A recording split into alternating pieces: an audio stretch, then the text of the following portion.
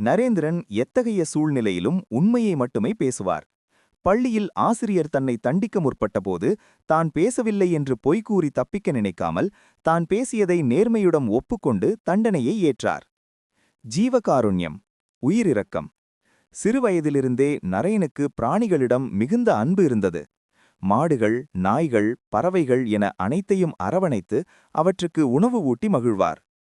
தன்னலமற்ற சேவை. பிறர் துன்பப்படுவதைக் கண்டால் நரேனின் மனம் துடிக்கும்.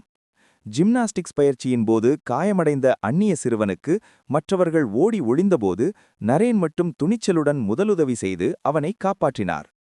தலைமை பண்பு. எதையும் முன்னின்று நடத்தும் ஆற்றல் அவரிடமிருந்தது.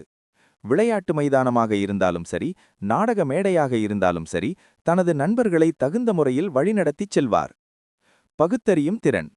எதையும் குருட்டுத்தனமாக நம்பாமல் தனது அறிவுக்கு பொருந்துவதை மட்டுமே ஏற்பார். பெரியவர்கள் சொல்கிறார்கள் என்பதற்காக எதையும் அப்படியே ஏற்காதே என்ற தந்தையின் அறிவுரையை தன் வாழ்நாள் முழுவதும் கடைப்பிடித்தார். துறவு மனப்பான்மை.